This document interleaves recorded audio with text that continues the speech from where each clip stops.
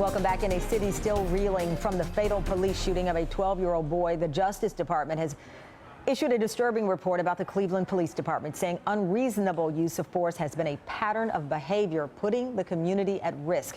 The New York Times sums it up this way. Excessive force involved, quote, not just firearms, but also weapons like tasers, chemical spray, and fists, which were sometimes used for retaliation, excessive force against mentally ill people, and tactics that escalated potentially non-violent encounters into dangerous confrontations. Attorney General Eric Holder met with city leaders yesterday, right after announcing his department's findings.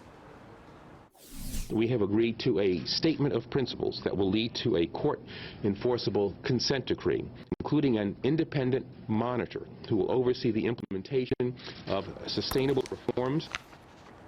And joining me now, Jeffrey Johnson, a Cleveland City Councilman. Thank you so much, Councilman, for joining us. Thank you, Ms. Hall. Thanks for having me. Just obviously, the case involving Tamir is in the headlines as this continues to be investigated. But if you just look back at some of the other cases in recent history that were investigated, it's stunning, including a case that involved the deaths of 2 civilians in 2012. Police mistook backfire for a speeding car. Resulted in a 20-mile chase that eventually grew to 62 patrol cars, and it ended with the officers firing 137 rounds at close range at the car and killing both occupants inside that vehicle. This is why we are at this point now, according to the Department of Justice. Absolutely. I mean, that was the most egregious use of force that we've had in the history of the city of Cleveland. But there's so many cases that don't make the news that don't end in death, but this report, which is very powerful, sending shockwaves through Cleveland, it tells us about everyday citizens being forced to be victims of unnecessary force. And in your city, there was a tactical review committee, according to this report, the findings of the Department of Justice, but the sole purpose was to review all of these use of force complaints, as you pointed out, but they would often wait years to investigate, if at all. Well, you know, this is our 3rd time around. The Justice Department came to Cleveland in 2000 and in 2004. Now they're here in 2014. The difference is now we're talking about a consent decree with the federal court oversight. And of course, we have Eric Holder stepping in here. And we have a lot of hope that this will be different, that we will be able to fulfill what we believe is the best future for Cleveland on this. Let me play the reaction from the police chief, Calvin Williams, regarding this move by the Department of Justice. Let's play that. The men and women of the division stand committed to having a better police department.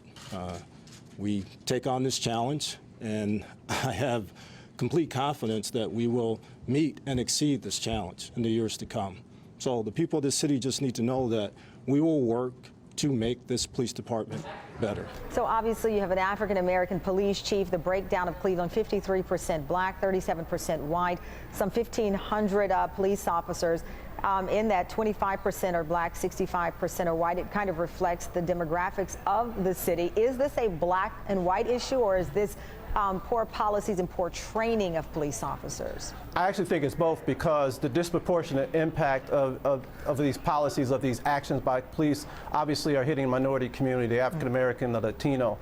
But it's clear that systematically the training, the actual cover-up when it comes to investigation, allowing for police to be, the report to be slanted toward police and whenever they're involved with these cases. It's both.